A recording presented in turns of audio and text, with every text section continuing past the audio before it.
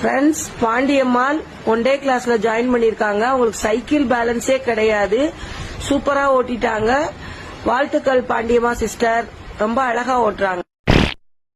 So hello friends, பார்த்து ரொம்ப நாள் ஆச்சு. எப்படி இருக்கீங்க? நல்லா இருப்பீங்கன்னு நினைக்கிறேன். Welcome back to the new video friends. So first time பார்த்தீங்கன்னா இந்த சேனல் வந்து ஒரு மூவி பற்றின ஒரு டிஸ்கஷன் வந்து நடக்க போகுது. அது ரிவ்யூ கிடையாது. எனக்கு இந்த படத்தில் என்னென்னலாம் ஒர்க் ஆச்சு, என்னென்னலாம் ஒர்க் ஆகலை பற்றி பார்க்க போகிறோம். அதே மாதிரி எனக்கு ஃபீல் ஆன மாதிரியே உங்களுக்கு ஃபீல் ஆயிருக்கா அப்படின்றது தான் வந்து பார்க்க போகிறோம். எல்லாரும் கூலி படம் போய் பார்த்துருப்பீங்கன்னு நினைக்கிறேன். பார்க்காதவங்களுக்கு சொல்லிடுறேன், இட்ஸ் நிறைய ஸ்பாயிலர் வரப்போகுது இந்த வீடியோஸில். பார்க்காதவங்க இருந்தீங்கன்னா நீங்கள் ஸ்பாயிலர் பார்க்க வேணாம்னு விரும்புனீங்கன்னா can skip the video.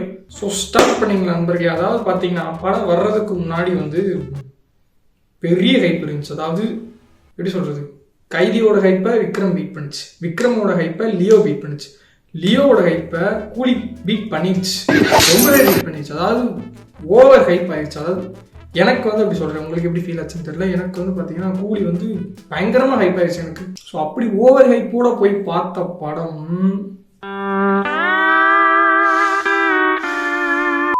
not a review, it's not a roast, just a உரையாடல் between the me and my subscribers.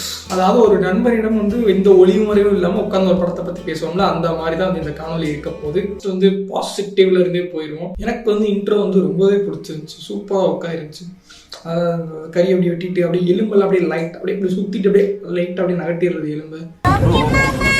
சிக்கிட்டு song வந்து ரொம்பவே சூப்பராக இருந்துச்சு நண்பர்களே. அந்த டான்ஸ் எல்லாம் சூப்பராக இருந்துச்சு. சிக்கிட்டு சாங் வந்து செம்மையாக ஒர்க் ஆயிருந்துச்சு.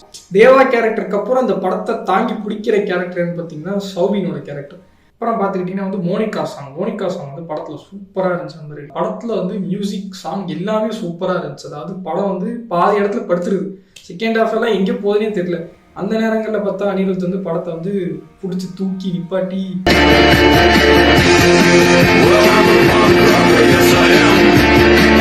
படம் ஃபர்ஸ்ட் ஹாஃபே பயங்கர ஸ்லோவாக தான் போன மாதிரி ஃபீல் ஆச்சு. பட் இன்டர்வல் பார்த்தீங்கன்னா ஒரு பீக்கான ஒரு இன்டர்வலாக இருந்துச்சு. அந்த இன்டர்வல்லே பார்த்தீங்கன்னா வில்லனோட வெயிட் குறைஞ்சிரும். அதாவது சாரி சொல்லு அப்படின்னு வந்து இன்டர்வல் வந்து இல்லைன்னு சொல்லுவார். அவர் வந்து கண்டுக்கவே மாட்டார். அவரை பிடிச்சி டக்குன்னு அதே வந்து அறுத்துட்டு போயிட்டே இருப்பார். அந்த இடத்துல பார்த்தீங்கன்னா வில்லனோட வெயிட் காலியான மாதிரி எனக்கு ஃபீலாக இருந்துச்சு. அப்புறம் இன்டர்வலில் பார்த்தீங்கன்னா ஃபோனில் வந்து முடிச்சிடலாமான்னு வந்து ஒரு மாதிரி கெத்தாக சொல்கிற மாதிரி இருக்கும். இன்டர்வல் கட் பண்ணால் அடுத்தது பார்த்தீங்கன்னா சொல்லுங்க என்ன பண்ணணும்.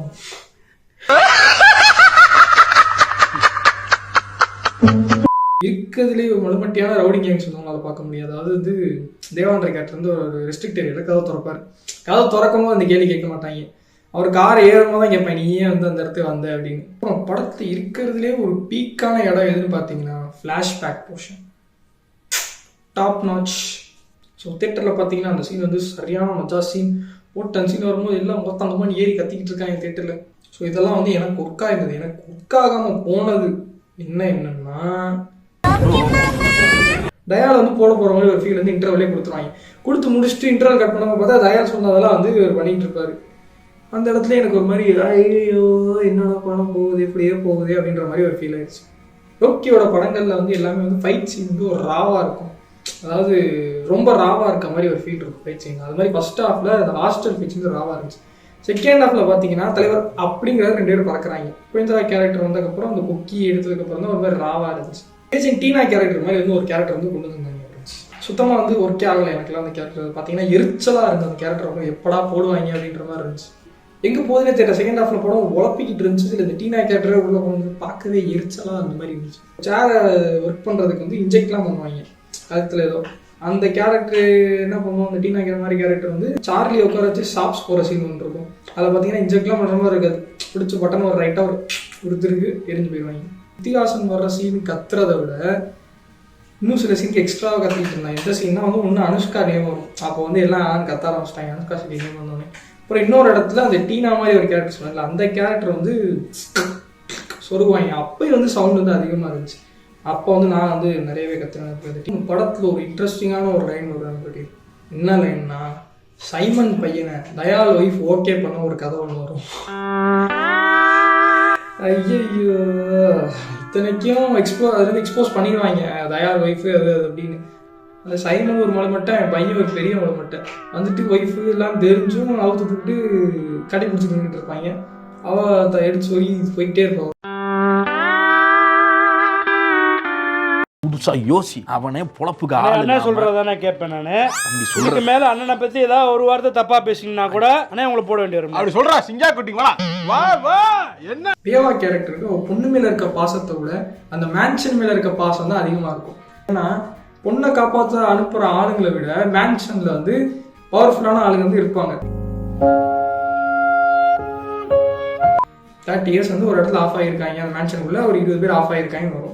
அப்போ பொண்ணை காப்பாற்றுறதுக்கு பவர்ஃபுல்லான ஆள் அனுப்ப மாட்டாங்க. ஏன்னா மேன்ஷனுக்கு அடிக்க ஆள் வந்துடுவாங்க. மேன்ஷனை காப்பாற்றணும். ஸ்ருதிகாசன் ட்ரெயின் சீன்லாம் வந்து பின்னாடி ஒரு இது இருக்கும், நிற்கும் ஒரு ஷட்டர் ஒன்று இருக்கும். ஷட்டரை திறந்துக்கிட்டு உபேந்திரா வந்துடுவாரு, காப்பாற்றுவாருன்னு நான் நினச்சிட்டு இருந்தேன். ஏன்னா வந்து சொல்லுவாங்க கூலி நம்பர் சொன்னோடனே ஒருத்தர் காப்பாற்றுவாருன்னு ஸ்ருதிகாசன் சொல்லியிருப்பாரு. கூலி நம்பர் சொல்லி ஒருத்தனை காப்பாற்ற வர மாட்டாங்க, அவன் ட்ரெயினை விட்டு தள்ளி விட்டுருவாங்க. பார்த்தீங்கன்னா ஃப்ரெண்ட்ஸ் உபேந்திரா கேரக்டர் வந்து ரொம்ப கம்மியாக யூஸ் பண்ண மாதிரி எனக்கு ஃபீல் ஆச்சு. அதாவது வந்து மொத்தமாக கனெக்ட் பண்ணி பார்த்தா ஒரு 15 நிமிஷம் கூட உபேந்திரா சீன் வந்து வராது. ஸோ வந்து உபேந்திரா கேரக்டர் இன்னும் நல்லா யூஸ் பண்ணி தான் சூப்பராக இருந்திருக்கணும் அப்படின்ற மாதிரி எனக்கு ஃபீல் ஆச்சு. மேபி உங்களுக்கு அது ஃபீல் ஆகாமல் இருந்திருக்கலாம். உண்மையாவே அவன் லூசு புண்டை தான் போல. என்ன கடைசியில் அப்படின்னா ஒரு பவர்ஃபுல்லான ஒரு வில்லன் கேரக்டர் கிடையாது. அதனாலே படம் வந்து ரொம்ப ஸ்லோவாக போன மாதிரி இருந்துச்சு எனக்கு. அதாவது பவர்ஃபுல்லான வில்லன் வந்து தயால் தான், சைமனும் கிடையாது, தாவும் கிடையாது. பவர்ஃபுல்லான வில்லனே தயால் தான். தயால் கேரக்டரே ஒரு சீனுக்கு அப்புறம் அந்த ட்ரெயின் விட்டு இறங்கின சீனுக்கு அப்புறம் படுத்துருச்சு கேரக்டர். இங்கே இந்த கிளைமேக்ஸை கொண்டு போட்டுருவாங்க. ஸோ ஓவராலாக பார்த்துக்கிட்டிங்கன்னா படத்தில் ஓவர் ஹைப்போட போய் பார்க்காம ஹைப்பை குறைத்து கொண்டு போய் பார்த்தீங்கன்னா உங்களுக்கு வந்து படம் பிடிக்கலாம். மேபி இந்த மாதிரி ஆவரேஜாக இருக்க படங்கள்லாம் வந்து ஓடிடி வந்ததுக்கப்புறம் இன்னும் நல்லா படம் அப்படின்னு சொல்லி சொல்லுவாங்க சில பேர். அந்த மாதிரி கூட ஃபீல் ஆகும் உங்களுக்கு. பட் நீ ஓவர் ஹைப்போட நீ போய் பார்த்துட்டீங்கன்னா உங்களுக்கு டிசப்பாயின்மெண்ட் அப்படின்னு சொல்லுவோம். கடைசியாக சொல்ல வந்தா லெஸ் ஹைப் மோர் சாட்டிஸ்ஃபேக்ஷன், மோர் ஹைப் லெஸ் சாட்டிஸ்ஃபேக்ஷன், அவ்வளவுதாங்க மேட்ரு. லோக்கி எடுத்ததுலே வீக்கஸ்ட் ஃபிலிமோகிராஃபி கூலி தான். ரஜினி படங்கள்ல கடைசி 4 வருஷம் படங்கள் அந்த தர்பார், அண்ணாத்தை, ஜெயிலர் இதெல்லாம் விட சூப்பரான படம் வந்து கூலி. தேட்டரில் போய் ஃப்ரெண்ட்ஸோட ஜாலியாக பார்க்கணும்னு நினச்சிங்கன்னா போய் பாருங்கள். ஓவர் ஹைப் கூட பார்க்காதீங்க, டிசப்பாயிண்ட் ஆகிடுவீங்க. ஹைப்பை குறைச்சிருங்க. ஆல்ரெடி ரிவ்யூஸ்லாம் பார்த்துருப்பீங்க. இப்பெல்லாம் குறைச்சிட்டு சும்மா போய் ஜாலியாக உட்காந்து பாருங்கள், என்ஜாய் பண்ணலாம். சரி எனக்கு ஒர்க் ஆச்சா அப்படின்னு கேட்டிங்கன்னா எனக்கு ஒர்க் ஆகலை. லியோ பெட்டராக இருக்கா கூலி பெட்டராக இருக்கா வந்து ஆன்லைனில் சண்டை வந்த ஆரம்பிச்சு புதுசாக வந்து திடீர்னு. அனிலா எனக்கு எப்படி ஃபீல் ஆச்சு அப்படின்னா லியோ பார்த்துட்டு வெளியே வந்த டிசப்பாயின்மெண்ட்டை விட கூலி பார்த்துட்டு வெளியே வந்த டிசப்பாயின்மெண்ட் ஜாஸ்தியாக இருந்துச்சு. Because of over hype. அவங்க கொடுத்த இன்டர்வியூலாக இருக்கட்டும், இந்த பாட்டிலையாக இருக்கட்டும், எல்லாம் பார்த்து ஓவர் ஹைப் ஆனதுனால கூலி இஸ் த பிகஸ்ட் டிசப்பாயின்மெண்ட் தென் லியோன்ற மாதிரி எனக்கு ஃபீல் ஆச்சு. லியோக்கும் கூலிக்கும் அந்த சண்டையில் ஒருத்தர் வந்து அந்த ஆன்லைன் சமூகமே மறந்துருச்சு ஒரு படத்தை. அதாவது வார் 2 இவங்க 2 பேருக்கு நடந்த சண்டையில் இந்த படம் வந்து தப்பிச்சிருச்சு. ஸோ இவ்வாறே வந்து ஆகஸ்ட் மாதம் அல்ல கூலி மாதம் என்று ஓவர் ஹைப்பாய் வந்த கூலி படம் இனிதாகவே முடிந்து விட்டது. கருத்துக்களில் ஏதாவது தவறுகள் இருந்தால் கமெண்ட் செக்ஷன்ல வந்து பதிவு பண்ணுங்க. இல்லை உங்களுக்கு வந்து நான் சில விஷயம்லாம் சொல்லலை, அதெல்லாம் வந்து உங்களுக்கு அதே மாதிரி இருந்துச்சா அப்படின்னு வந்து கமெண்ட் செக்ஷன்ல வந்து நீங்கள் சொல்லலாம்.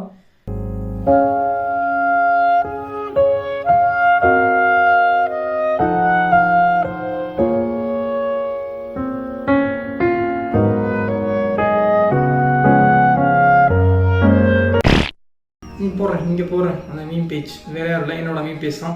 போய் ஃபாலோ பண்ணிக்கோங்க. மஜாவான மீம்ஸ்லாம் வரும்.